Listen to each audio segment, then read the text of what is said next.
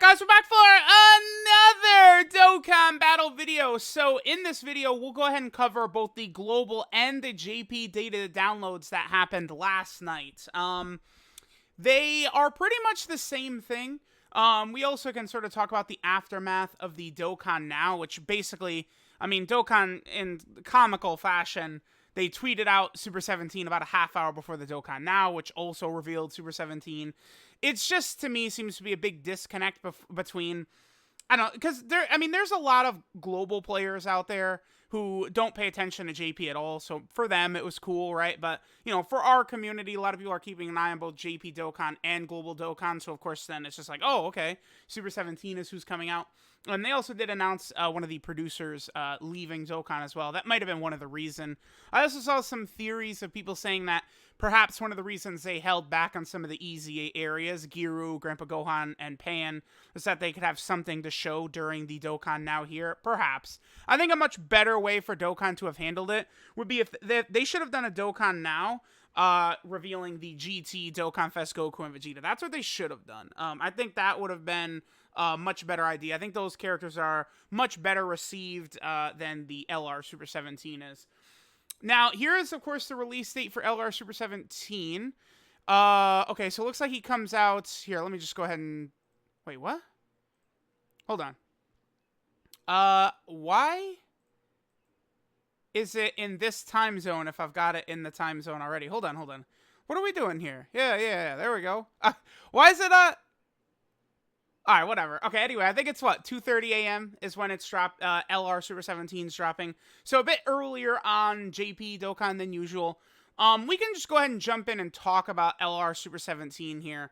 So, he's a very weird designed unit, right? Because it's like, he is a GT Bosses leader. A lot of us expected they were going to drop a GT Bosses category leader, you know, with the introduction of the GT Hero and GT Bosses categories.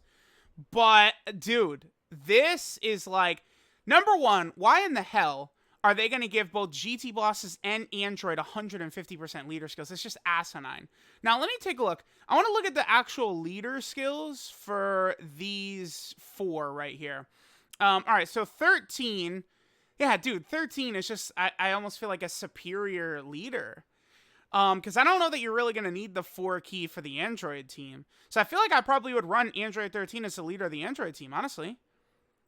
I mean, yep, 17's leader skill's fine. 21 is just 150% across the board. And then they're 150% across the board in 4 key. Do we really, like, why?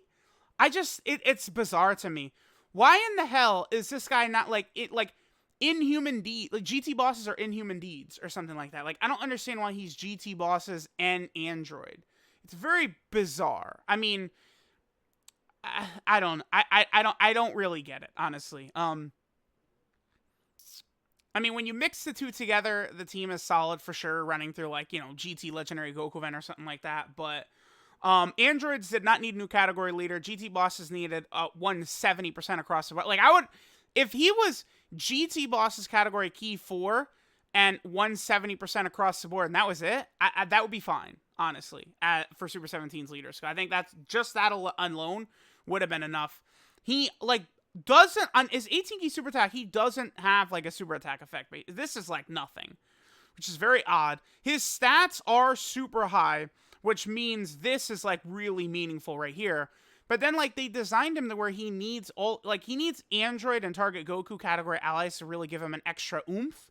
But, like, those characters don't really exist on GT Bosses. So it makes this LR Super 17 very wonky on GT Bosses.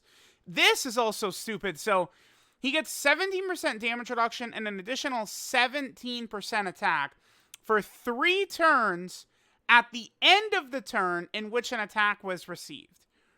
What? Why? Like, dude, this should be for free. Like, they should just, like, bam, start a turn. This also should be start a turn right here. And then just give him this after he gets hit for 3 turns. Like, I don't know. Like, this is so stupid. I mean, yeah, this guy, you know, turn 1 could be 6 million attacks at 300k defense. I mean, that's definitely good. But there's just, like, really quirky design choices here, right? And then every time he gets hit, he would get a key. This would be good for an LR, But why is it a 50% chance? It doesn't make any sense. I just don't know what they were going for here. His ultimate, or his active skill is fine. The problem is that the condition kind of sucks. Have him get hit 7 times. That's a lot, dude. His active skill is going to do way more damage than GT, Goku, and Vegeta, because they're just TURs with low attack stats, whereas this guy's a summonable LR with a monster attack stat, right? His link set is good, but of course they decided to shaft him. The one link, I mean, let me just go ahead and show this rather than tell you guys this, but they took shocking speed off of Super 17 and gave him legendary power. I hate when they do that. That's what they did with the LR Super Saiyan 4s. They replaced shocking speed for legendary power right there. Like, dude, how about Fuse Fighter, which you're never, ever gonna have active? Like, if he's gonna have Fuse Fighter, can we put him on the Fusion category team? He would be good on the Fusion category team. With Fuse Fighter, Fierce Battle, GT, he would work crazy good with Super Saiyan 4 Gogeta. But guess what? They said, nah, you're good. Like, if you're gonna have Fuse Fighter be on this unit, he needs to be on the Fusion category, right? He's on these category teams. I mean, this is a mockery. His title is Ceremony of Revenge, but he's on the Revenge category. I mean, AGL Super 17 also should have been on Revenge, but I mean, you know, it is what it is. There's a lot of negatives about this guy, but he is good, right? He is gonna, like, is he good or bad? He's good. I think he is one of the, 4 or 5 best extreme type units in the game. Honestly, I might go LR Broly and then Super 17 as 2.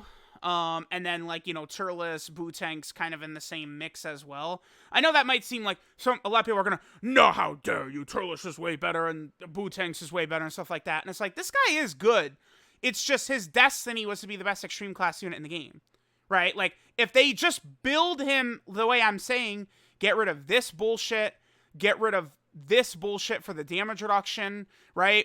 Like, if you just get rid of this bullshit right here, and instead, like, what if you get rid of this, the Android category, the Target Goku category, get rid of all that crap, and have him be extreme class support type unit, 2 key and 30% attack and defense. You give him that instead of all this highlighted, all this bullshit, and he does become probably the best extreme class unit in the game. Probably. And again, you also get rid of his damage reduction. If they're going to give him 17% damage reduction, should be the start of turn. There should not be a condition for 17% damage reduction. Again, I know I'm very negative about this guy, but he's just horribly designed. Terrible design. And of course, he's extreme tech.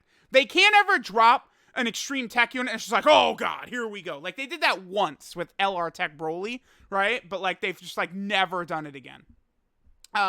He's good. Comes out in under 24 hours on Global and JP.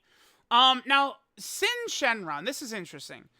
So, Syn Shenron is getting his sub EZA, but apparently it's only on JP for some reason. Because, like, they gave us the news here for Global Dokkan, right? They updated the news, and they did not put the Syn Shenron EZA in there. Because if we go ahead and take a look at JP, they also updated the celebration details, right, over here on JP.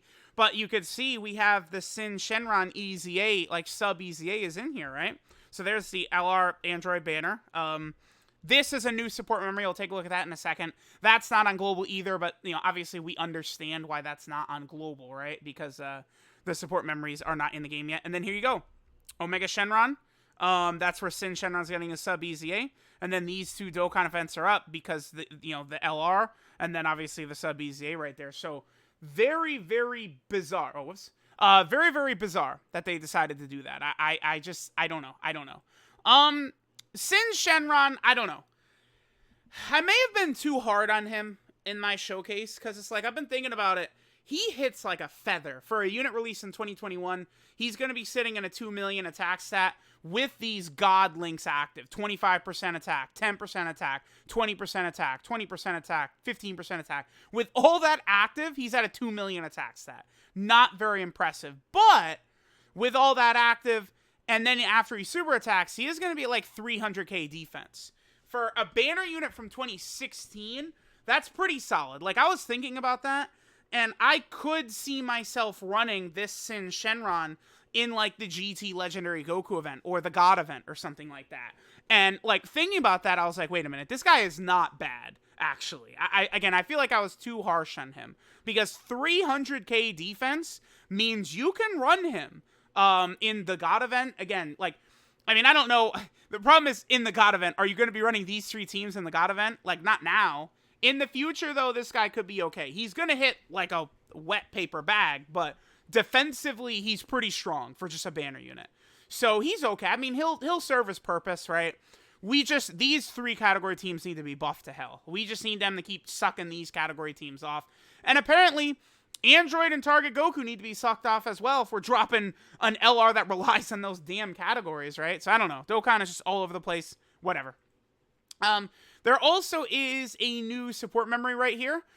This is Piccolo and Dende opening up a portal to Hell to allow Goku in the Super 17 arc to escape from Hell. Like, they open a portal between the living world and Hell so that GT Goku can escape from Hell, and then he goes to fight Android 17, right? So on the 3rd turn from the start of battle, it will randomly change a colored key sphere into a physical key sphere. Okay. And then for 1 turn, all allies the GT Hero category allies get a 20% attack and defensive buff. That's good. Now, again, I know some people might think like, oh, it's not really that good and stuff like that. This is designed around that Dokkan Fest GT Goku, right? Because what we're going to do now is this is going to activate. You're going to get a ton of physical orbs and rainbow orbs for that GT Goku to nuke whatever is in your way, right? And then you're also going to get this massive 20% attack and defensive buff from this support memory.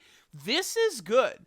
I'm liking this. With support, they're doing a good job with these support memories in that a lot of them are actually having different effects. And then again, it allows us to sort of see these cool animations. So I'm okay with this. I think this support memory is fine. This Piccolo and Dende one right here.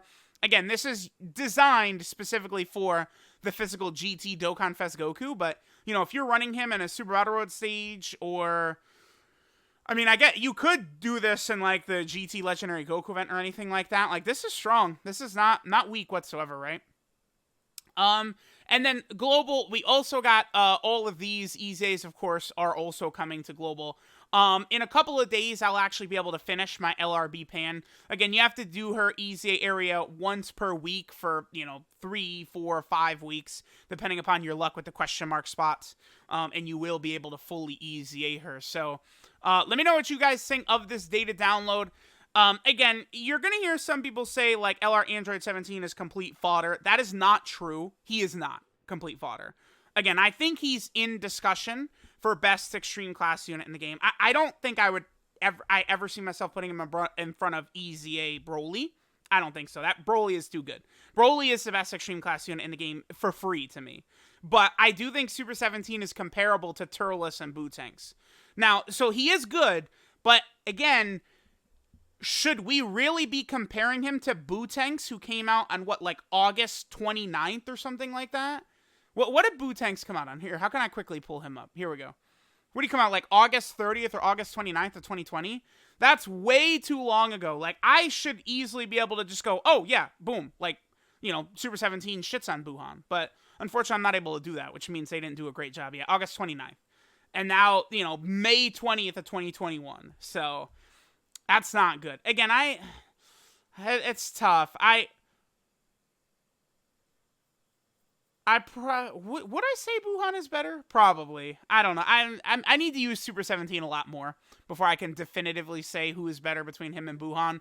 But I would say he's in that range with Turles and Buhan and stuff like that. So, let me know what you guys think of LR Super Android 17, the Global and JP data download. Unfortunately, again, it doesn't seem like Syn Shenron sub EZA is coming to Global.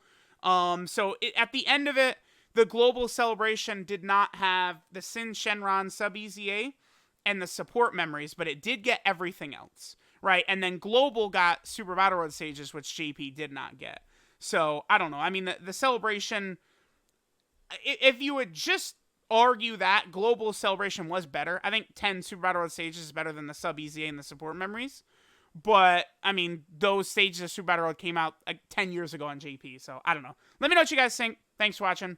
Catch y'all next time.